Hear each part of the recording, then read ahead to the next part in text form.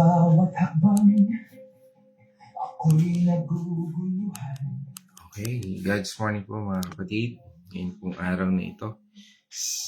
It's June 8, araw po ng Lunes. At sa oras at araw na ito, bago tayo magsimula sa ating daily devotion, nais kong batiin ng isang happy birthday ng ating kapatid, no? Si Bosil, no? Si Brother Rolly Bombani, no? Isang mapagpalang umaga sa iyo kapatid at happy birthday mula sa iyong Purpose-Filled Life Ministry family. No, happy birthday sa iyo. At sa lahat po na nagdidiwang ng kaarawan ngayong araw na ito. At ngayon po sa ating pong pagtalakay, no, sa ating daily devotion, ngayon po araw ng Lunes, no, June 8, 2026, ay tutungo po tayo sa ating scripture, no, at ito po ay mula ulit sa Beatitude. At ngayon po pag-uusapan natin ang talata mula sa Matthew 5 verse 9. At this is very popular, no? At ito'y pamagatan po nating be a peacemaker, not a peace breaker. Ulitin ko po, be a peacemaker, not a peace breaker, no? At dito po sa ating pag-aral, basahin po natin ito sa Amplified Version. Sabi po ng Amplified Version ay ito, blessed spiritually, sabi doon, itong blessed na ito na tinutukoy dito ay may footnote, no, doon sa Amplified Version. At ang sabi niya dito, spiritually calm with life, joy in God's favor.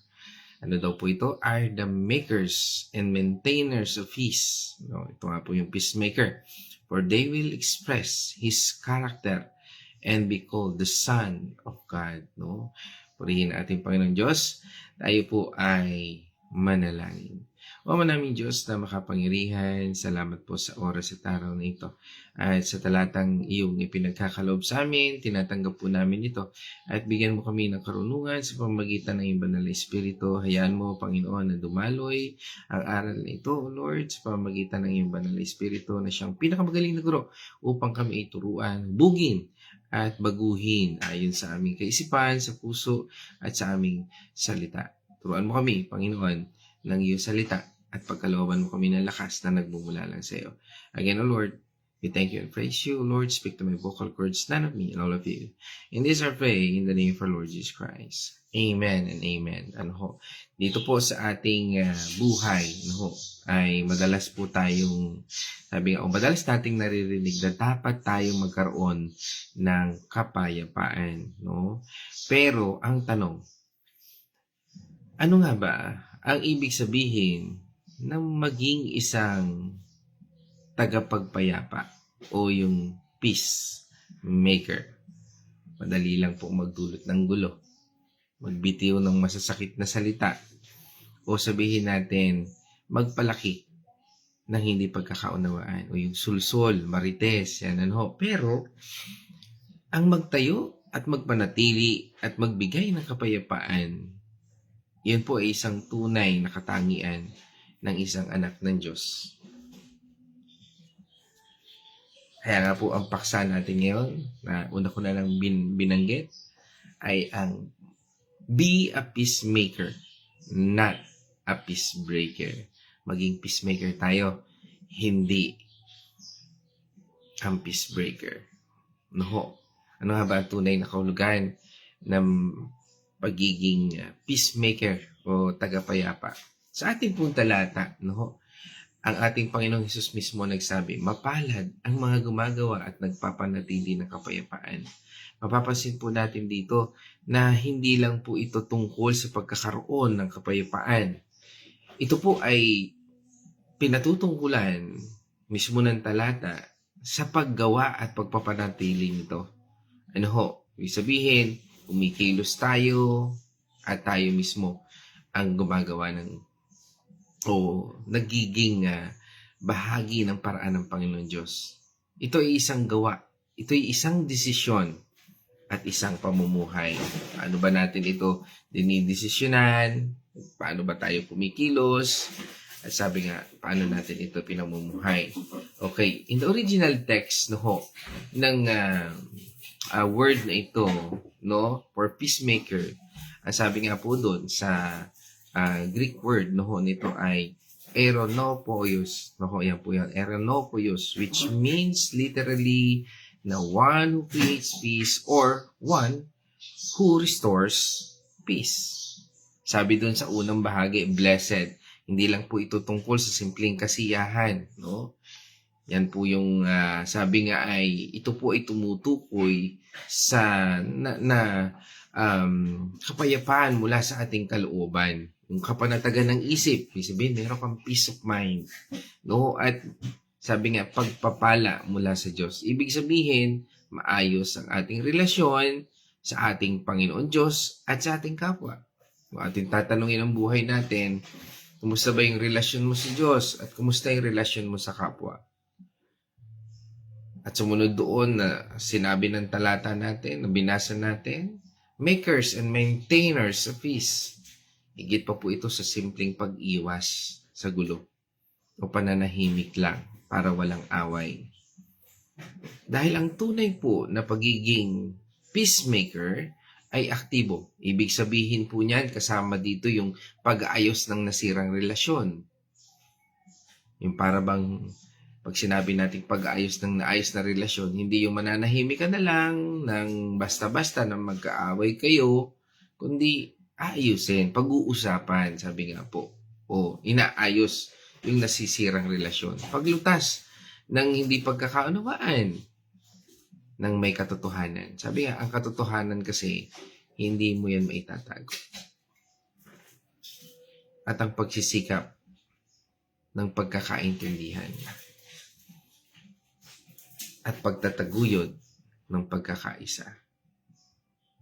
Sabi nga, lahat ng ito, mahirap gawin.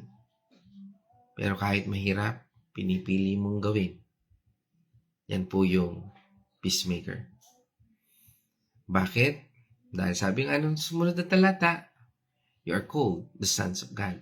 Ibig sabihin nito, ipinapakita ng mga tagapagpayapa o the peacemaker ang katangian ng ating Ama, ng ating Diyos Ama. Ang pinagmulan ng tunay na kapayapaan. Kapag pinili po nating magtaguyod ng kapayapaan, makikita sa atin ang pag-uugali ng Diyos at mapapatunayan na tayo ay tunay na kabilang sa kanyang pamilya. Sabi nga yan ay talagang sumusunod sa Panginoon Diyos, no? Tulad ng isang anak na sabi nga ay na nakakahawig, no, sa kanyang magulang. At sabi nga ay nagiging tagapamayapa. Yan po ay nagpapakita ng pagkakahawig natin ng ating Ama sa Langit. Kung sa isang bata ay mukhang kamukha ito ng kanyang ama, di ba? O kaya kamukhang kamukha ito ng kanyang ina. No? Ganon din po tayo. Kapag pinipili natin ang kapayapaan, kapag pinipili natin ang turo ng ating Panginoon Diyos, ito po ay nagre-represent sa presensya ng Diyos sa buhay natin. Sabi nga ng isang magaling na leader, no? Maaring siguro ang ilan sa inyo ay kilala siya, no? Si Dr. Luther King Jr., no? Sabi niya doon sa isa niyang quote, "True peace is not merely the absence of conflict. It is the presence of justice, understanding, and love among people." No? Sabi nga, ang tunay na kapayapaan daw ay hindi ibig sabihin wala ng conflict sa buhay natin. Kundi nandun po yung presensya ng hustisya, pagkakaunawa, at pagmamahal sa sino mang tao. Pakaganda na ho. Kung ating isa sa pamuhay ang mga bagay na ito, yan siya namang tunay. Hindi natin maiiwasan ang conflict sa sino mang tao. Minsan di pa nga tayo maiintindihan. Pero, ang tanong doon, nandun ba yung hustisya? Nandun ba yung pagkaunawa at nandun ba yung pagmamahal? Tatlong bagay na sinabi nga ni Dr. Luther King. At ganun din sabi nga si William Barclay, sabi nga po ni William Barclay, being a peacemaker is not just avoiding trouble. It is actively, sabi nga po doon, is facing misunderstandings, resolving them, and restoring harmony even when it is difficult to do. Pakaganda na ho. Sabi niya doon, ang mga tagapagtaguyod daw ng kapayapaan o peacemaker ay hindi lang para umiwas doon sa anumang bagay o away o conflict, no, o trouble. Sabi nga po doon, sabi nga ito yung tuon natin o pagharap natin mismo doon sa misunderstanding. Bakit ba nagkaroon ng misunderstanding? At kung paano natin i-resolve. Sabi nga, at nagkakaroon ng harmony, nagkakaroon ng kapayapaan, kahit na mahirap itong gawin. Para bang imposible, yung taong yan, hirap kausapin, pero pinipili natin na manumbalik ang kapayapaan, magkaroon ng kapayapaan, at isa pamuhay ang kapayapaan yon. Mga mahal kong kapatid sa Panginoon, hindi sapat po ang manahimik lang o umiwas para hindi magkaroon ng gulo. Kaya nga po ang tawag sa atin ay maging kasangkapan ng Diyos upang magbigay po tayo ng kapayapaan. Tayo po. Sabi nga, hindi natin pwedeng pagtakpan ang kasinungalingan. Hindi natin pwedeng pagtakpan ang mga bagay na akala natin ay okay lang lahat. Sabi nga po, yung kapayapaan na yan, ang pagiging peacemaker, ang siyang malaking bagay po, o factor sa buhay natin. Kung tayo ay we can handle conflict, no, ay magiging kalakasan po natin ito. Kaya nga mahal kong kapatid sa Panginoon, ito po'y panawagan din sa atin upang maging kasangkapan tayo ng Diyos, upang magbigay po tayo ng kapayapaan, magbukas ng pagkakaintindihan at mapanatili ang anumang pagkakaisa. Dahil marami po nagsisimula, maganda ang relationship nila after a long year, pero after a small conflict, hindi na nag-iimikan, nag-iiwasan na, and that is minsan nakakatawa, pero it's a serious thing, lalo na sa mga Kristiyano. Dahil ang buhay natin ay sumasalamin sa puso ng ating Diyos Ama. Kahit ano ang ngiti, ano ang saya, pero inner side, sa puso ng isang taong walang kapayapaan, ay mabigat. Minsan, sa buhay natin, ganun din tayo. May mga tao na akala natin ay okay, subalit hindi. Because imbis na harapin natin ang conflict, tinatakpan natin ito. At doon natin nakikita yung ating topic ngayon. Nagkakaroon ng peace breaker. Napakahalaga po sa buhay natin yan na maunawaan natin ito, mga mahal kong kapatid. Kung merong peacemaker, meron din pong peace breaker. Ano po ito? Ang peace breaker po, siya po ay nagpapainit ng sitwasyon, nagkakalat ng tsismis, naghahangad na manalo sa pagtatalo, o pinipili ang magalit sa halip na umunawa. Yan po ang mga taong peace breaker. Yung ayaw makinig. Sabi nga, sa buhay natin, being a good person is being good listener. Hindi kasi lahat ng nakikita natin ay tama. Sometimes you need to listen. Kahit siya sumisigaw, yes. Kahit siya galit, yes.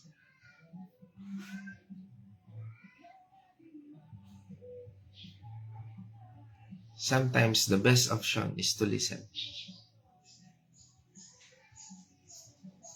Kasi doon natin sila maiintindihan. Saan ba nanggagaling ang taong ito? Ano ba ang pinagmumulan nito? Sabi nga sa atin ng Proverbs chapter 15, verse 18, sabi doon, a hot-tempered man stirs up strife, but he who is slow to anger quiets contention. Ano ibig sabihin nun? Ang taong madaling, sabi nga ay mag-init ang ulo o magalit, ang siyang madalas na nagdudulot ng gulo at hindi pagkakaunawaan. Pero yung taong mahaba ang pasensya at hindi pa dalos-dalos sa emosyon, siya naman po yung nagpapakalma ng sitwasyon at nakakaiwas sa malaking away. Kaya sinabi rin po ng James chapter 1 verse 19 to 20. Sabi doon ni James, so understand this, my beloved brothers. Ganda nung address niya doon no? Simula ni James. Understand this. Sabi niya, my beloved brothers and sisters. Let everyone be quick. Very popular verse, no? Quick to hear, slow to speak, slow to grow angry. Sabi nga, for human anger does not produce the righteousness of God. Ganda ng paalala, no? Sabi nga doon, for human anger, sabi nga, does not produce the righteousness of God. Kaya nga, bago ka magalit, pag-isipan mo muna. Paalala po ito sa atin na dapat muna tayong makinig ng mabuti bago po tayo magsalita. At huwag magpadala agad sa galit. Kasi kapag tayo ay nagagalit ng walang dahilan o hindi makontrol, hindi ito nagre-resulta sa kabutihan o kalooban ng Diyos. Kaya nga po bago tayo mag-comment, bago tayo mag-interrupt, kaya nga interrupt no? Interruption. Pakinggan muna natin. Pastor, paano kung siya na lang siya yung gusto magsalita, ayaw kong pasingitin? Hindi siya ang tamang kausap mo. Bakit? Kasi kung gusto niya lang makinig ka, hindi makinig ka lang. Pastor, malilimutan ko na hindi take note ka. Kaya nga, sabi nga, alam niyo, pero naniniwala po kasi ako na kung ikaw ay good listener, no? Nagiging kalma ka Di ba, pag minsan nakikinig ka, minsan, yung emosyon mo, sumisilip mo na agad At gusto mong magsalita base sa emosyon mo, hindi base sa kapayapaan ng Diyos sa buhay mo. Kaya mapapansin mo, ang response ng isang tao, dalawa Nakabase ba yan sa kanyang emosyon o through the wisdom of God? O, sabihin na natin, gawin na natin tatlo. To the knowledge of man. Kaya nga, nagiging legality tayo minsan. Nawawala na yung spirituality at immorality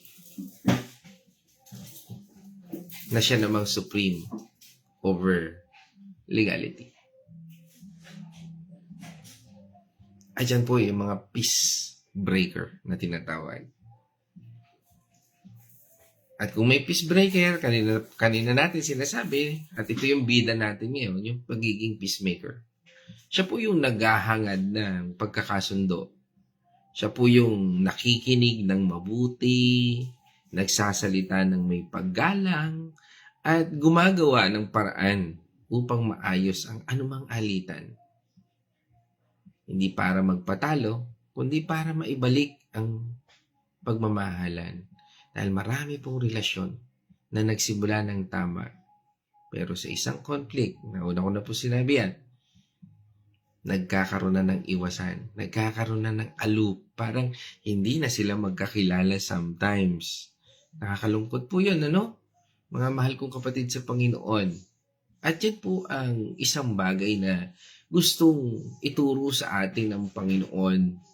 No, ang pagiging peacemaker, yan po ay napakahalagang bagay sa buhay natin at karakter natin bilang tagasunod ng ating Panginoon sa Kristo. Na siya mismo nagturo sa atin how we handle conflict. How we, sabi nga ay, become confrontational.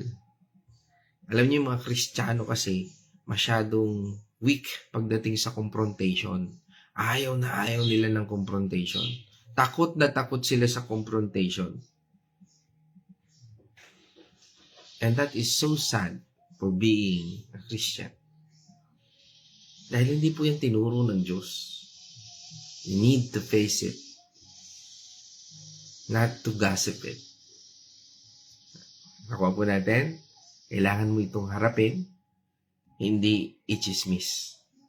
Ang tunay na mensahe ng Diyos o nagmumula sa Panginoon Diyos ay hindi para ipagkalat mo muna bago mo sabihin. Kundi sabihin mo muna doon sa taong sinasabihan mo bago mo ipagkalat. Yan po ang pagkakaiba ng peacemaker at peacebreaker. Kaya nga sabi rin sa atin ng 1 Peter 3 verse 11, sabi niya doon, let him turn away from wickedness and do good. Let him seek peace and pursue it eagerly. Ganda, no? 1 Peter 3:11, let him turn away from wickedness and do good. Let him seek peace and pursue it eagerly. Minsan kasi sa pakikipag-usap natin, imbis na magkaroon ka ng lakas sa Panginoon, parang ganito lang yun eh. Sige, ito na may para sa Panginoon, para sa ating pag-usapan lang natin ito. Alam mo ba, si ganito, si ganyan. No? Yan na yung chismis eh. Minsan hindi natin nalalaman na yan pala ay magtutulak na sa atin at naglalayo na sa atin at nagiging peacebreaker na siya sa buhay natin. Imbis na maging peacemaker, nagiging peacebreaker. Kaya nga mahal kong kapatid, we need to be very careful about handling conflicts sa buhay ng relasyon natin, bawat isa. Hindi lang ito po tungkol sa pag-iwas sa gulo, no? Kundi kailangan po natin aktibong hanapin at itaguyod ang kapayapaan.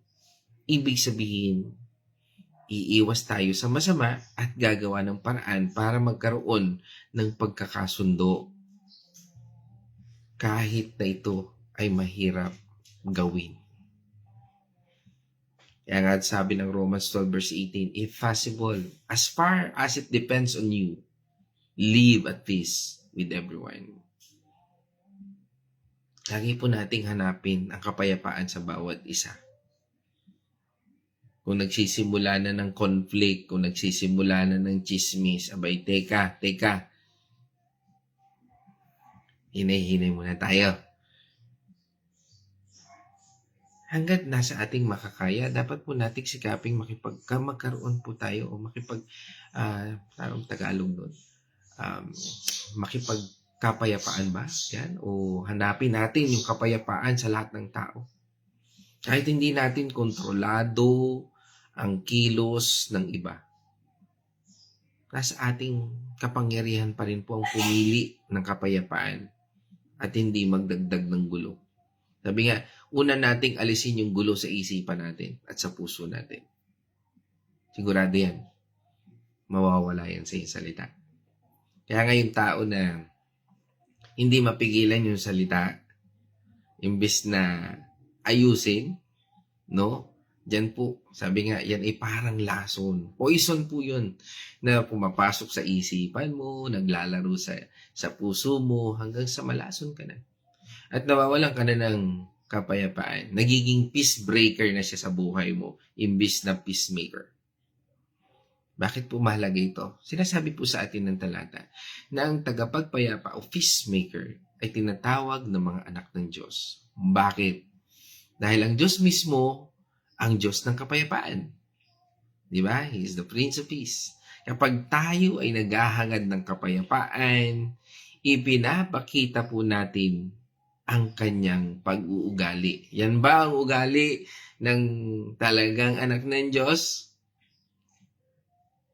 Kung sasalamin natin, may kakwentuhan ka, yan ba yung ugali ng anak ng Diyos? O ikaw din mismo, nagsasalita ka sa kapwa mo, yan din ba yung ugali ng anak ng Diyos? Pinapakita po natin, ibig sabihin po nito, kung ano ang karakter ng Diyos. Kasi nga, ang Diyos ay nananahan sa atin. Dahil siya po nag-ahari sa ating mga puso. At kung nag-ahari sa ating puso, ang karakter na yan po ay makikita at masasalamin. Dahil ang gantimpala po nito, ang pagiging tagapapayapa o peacemaker nito, ay may kapayapaan ng isip at kagalakan sa pabor ng Diyos. Kapag pinili po nating maging payapa sa halip na makipag-away, nakakaranas po tayo ng kapanatagan na hindi kayang ibigay ng kahit ano paman sa mundong ito. Kaya nga, mahal ko kapatid sa Panginoon, sa araw na ito ng Lunes, tanungin po natin ang ating mga sarili. Sa aking pamilya, sa trabaho, sa aking kapwa, ako ba ay nagdadala ng kapayapaan? O ako ay nagpapaalala lamang o nagpapalala lamang, no? Ng sitwasyon. Am I be a peacemaker o peace breaker? No? Sabi nga, dalawang bagay lang yan eh. Ikaw ba'y nagpapalala ng sitwasyon o nagiging, sabi nga ay, tagapamayapa? Paano nga ba tayo magiging mabuting tagapamayapa ngayong araw na ito? How to be a peacemaker? Una, piliin po nating umunawa kaysa maghinala. Ulitin ko po ha. Una, piliin nating umunawa kaysa maghinala. Makinig muna bago magsalita. Ikalawa, gumamit ng mga salitang nakagagaling, hindi nakasasakit. Ang magalang na sagot ay nakapapawi ng galit. Ikatlo, maging handang magpatawad at makipagkasundo. Hindi po ibig sabihin ay sumasang-ayon tayo sa mali. Hindi po ibig sabihin nun. Pero ibig sabihin ay pinahahalagahan natin ang relasyon higit sa iyong pride. Hindi po masarap ang pride. Mapwera na lang ho sa fried chicken. O anumang ulam. Pero yung pride ng tao, pagmamalaki, hindi po maganda po yun. Ikaapat, huwag magkalat ng kwento. Yung kwentong makasasama sa iba. Maganda yung kwento na makabubuti sa iba. Dahil ang tahimik na dila ay nagpapanatili ng kapayapaan. Mga mahal kong kapatid, sa aking pagtatapos, tandaan natin palagi. Ang pagiging peacemaker ay hindi lang tungkol sa pag-iwas sa away o anumang gulo. Ito ay araw-araw. This is a daily choice. Araw-araw na pagpili na magdadala ng pangunawa. Paghilom, pagkakaisa, saan man tayo makarating. Naway, may pakita po natin ang puso ng ating Diyos Ama na nasa langit. Sa bawat salitang binibitawan at bawat kilos na ginagawa natin. Upang saan man tayo naroon, ang kapayapaan ay magsimula sa atin. O sabihin natin, magsimula talaga. Yung totoong magsimula sa atin. Kaya nga mahal kong kapatid, salamat sa pagsama natin ngayong araw nito. Naway maging pagpapala tayo at magdala ng kapayapaan. Saan man tayo magpunta ngayong araw nito? Wag po tayong mahiyang ibahagi, no? Kung ikaw ay napagpala ng salitang ito, no? Mag-iwan ka ng amen. No? At ibahagi mo rin ito sa iba. Kung ikaw'y napagpala, At kung naantig ang iyong puso, again, sa araw ng bukas, makita-kita po tayo uli, no? Dito sa ating God's Morning. At yun naman, nais ko rin naman pong i-acknowledge yung ating mga kapatid online na lagi talagang sumusubay, inaabangan yung 6 a.m. Pag 6 a.m., no? God's Morning na, no? Parang nabago na yung 6 a.m. God's Morning na, no? At ngayon, sa ating pong pagtalakay, no? Ay dito po sa ating comment section, pero bago yan, batiin ko na muna ang aking asawa na nasa room namin, no? Still recovering, no po, sa kanyang surgery, no? Medyo talaga mabigat pala yun, no? Minsan talagang hirap pa rin kumilos, ano ho. At dito ho sa ating mga kapatid online, ano, sa ating mga nakasama ngayong oras at araw na ito, nais ko pong batiin ang family ni Nay Winnie Patual, no? Isang mapagpalang umaga po sa inyo, Nay Winnie, dyan sa Villa Escudero at sa inyong lahat dyan, ano? Kila Ate Lisel, no? At sinundan po yan ng ating Kuya Chris Artillaga mula po sa Bulacan, Chaong, Quezon, no? Yan, dyan sa church natin dyan sa Purposeful Life Ministry. At syempre, pagbati na rin natin dyan kila Nay Marta, Nay Gori Binalus, Nay Lina, yan si Yasel, at si Inigo. Siyempre, ganoon na rin kay Brother Ian at sa kanyang buong pamilya, yan kay Sister Marifet, at sa kanilang mga magagandang anak. At ganoon din po sa ating sa aking inaanak, no, kasama natin ngayon, yan si Tyrone at Janessa Azucena. Siyempre, pagbati rin natin sa ating mga kumpare-kumari dyan, no, si kay Ate Carmeline, no, at Brother Arthur. Siyempre, pagbati rin natin dyan kay Jolene at kay Paula, no, na lagi din pong nakikinig, ano, God's Morning po sa atin dyan sa Carmelite, no, at siyempre, kasama rin po natin ating kapatid, no, ngayong araw na ito, ang Nonoso family, yan sa pangunguna ni Sister Nella. Siyempre, pagbati rin sa iyong buong angkan, sa iyong buong pamilya. At sino pa? Yan, kasama rin po natin ngayon from Dolores, Quezon, no? Kasama po natin si Tatay Victor Dalangin. At pagbati rin po natin kay Nanay TC Dalangin sa mapagpalang umaga po sa inyo. Yan. At sino pa? Siyempre, ang aking nanay, nandiyan lang sa kwarto. Corazon Mercado, siyempre pagbati ko na rin sa aking kapatid, no? At sa aking anak na si Casey dyan sa Santa Rosa, Laguna. At siyempre sa aking pamangkin, mga pamangkin dyan. Isang mapagpalang umaga sa inyong lahat dyan.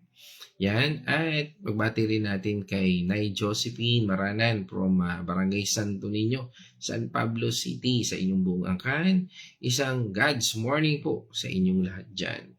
At ganun din yan, nabati ko na si Nay Marta. At syempre yan, kasama rin po natin ang Nanay Remy Alinea. Yan, mamaya po yan, pag nakikita ko si Nanay Remy, no, nagpapaalala sa akin ng Bible study. Yan, may Bible study ulit kami mamaya. At kung gusto niyo po sumama, kami po ay pwedeng-pwede po, no? At yan, kasama po natin from Dolores, Quezon, pagbati natin sa buong pamilya. Yan, kay Nay Remy Alinea, sa inyo pong buong pamilya. Isang pagpalang umaga po. At from Makati City, kasama pa rin po natin si Sister Babe Rianzares. Isang mapagpalang umaga po sa inyo, sa inyong buong angkan. At ang ating mga kapatid dyan, si kay Aimee at sa kanyang husband, kay Jingay, tama kung hindi ako nagkakamali, kay Jingay at sa buong family, at kay brother and sister Kapus ka ba? Yan, mga na-meet ko from Makati City. Sa mapagpalang umaga po sa inyong lahat dyan. At nawa ay ang kapayapaan ng Diyos ay laging sumaatin. Be a peacemaker, no? Yan. At syempre, pagbati rin natin from kapatid naman natin from sino pa ba? Yan, from Dubai. Kasama natin si Maria Bunalos. Isang mapagpalang umaga po sa inyo. Yan, at sa inyong buong angkan dyan sa Dubai. At kasama rin po natin ngayong araw na ito, syempre, yan si Doktora Julia C. Isang mapagpalang umaga po sa inyo, Doktora. Pagbati natin sa inyo pong lahat, no? Yan kay Sir Dodong, kay Johan, kay Jansen, at kay Kerwin. Kerwin C. Isang mapagpalang umaga po sa inyo lahat. Yan. Sa Osamis City. Yan. At sino pa? I think lahat nabati ko na ano. Yan. At purihin ating Panginoon Diyos. At kung tayo po ay nakarating sa bahaging ito, ano ho, please comment, no? I am a peacemaker, not a peace breaker. Okay? So purihin ating Panginoon Diyos sa dalawang bahagi na ito sa buhay natin. Maging peacemaker po tayo, hindi peace breaker. Ano ho? At again, sa ating pong pagtatapos, tayo po ay mananalangin. O manaming Diyos na makapangyarihan, salamat po Panginoon sa iyong pagbibigay at pagbubukas, Lord, ng isang message, Lord, na magbibigay sa amin ng tamang direksyon. Kung paano ba namin tunay na malalakaran ang iyong patnubay at gabay na ibinibigay, ang pagiging peacemaker. Lord, huwag mo po kaming hayaan na maging peace breaker sa lahat ng aming mga iniisip, ginagawa. But bagkus, Panginoon, bigyan niyo kami ng lakas na nagmumula lamang sa iyo to be a peacemaker. Naniniwala po kami, Panginoon, na hindi namin ito kayang mag-isa. Kailangan po namin ang iyong tulong, ang iyong pagmamahal, ang iyong iawa, ang iyong grasya upang ito po ay magbigay ng lakas at patnubay sa bawat isa sa amin. Kaya Panginoon, ang pasasalamat, pagpupuri ay sa iyo lamang dahil ang salita na aming napakinggan, ang salita na aming pinag-aralan ngayong araw nito ay salita na magiging buhay dahil ikaw ang siyang buhay at ang bawat salita na namumuhay sa bawat isa sa amin ay siyang magiging lakas at gabay namin sa mundong ito. Kaya ang pasasalamat, papuri at pagsamba ay sa tanging pangalan lamang ng aming Amas nasa langit, ang iyong anak, O Lord, at ng banal na at patnubay ng banal na Espiritu. Salamat po sa iyong pagtuturo. Naniniwala po kami na ang iyong presensya lamang ang siya nagtuturo sa bawat isa sa amin. Kaya Panginoon, sa lahat ng ito, O Lord, kami po ay nagpupurit, nagpapasalamat. Salamat sa kagalingan, sa lahat ng may karamdaman. Salamat sa probisyon na iyong pinagkakaloob at pagkakaloob sa bawat isa sa amin. At salamat, Panginoon, sa iyong gabay sa aming lahat. Again, Lord, we thank you and we praise you in the name of the Father, and the Son, and the Holy Spirit. Amen and amen. And this we pray in Jesus' name. Amen. Mga kapatid, let us shout the shout of victory. Christ has died. Christ is risen. Christ will come again. And together, we are for Christ. Again, God's morning, everyone.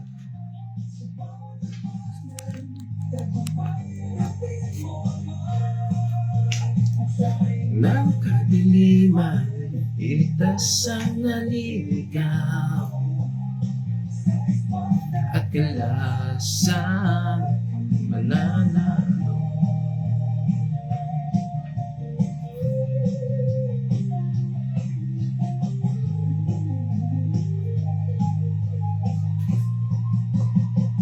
Sa ngalan ni Jesus, aming pawagin. Lakas mo'y awit ang gulat, walang makakabali. Ang Espiritu mo'y gamay sa laban mo ito. Ang tagumpay ay sa iyo, o aming Kristo. Salita, kalasag ng pananampalataya. Bawat bayan, tagumpay natin mo, Ama. Ng kadiliman, iligtas ang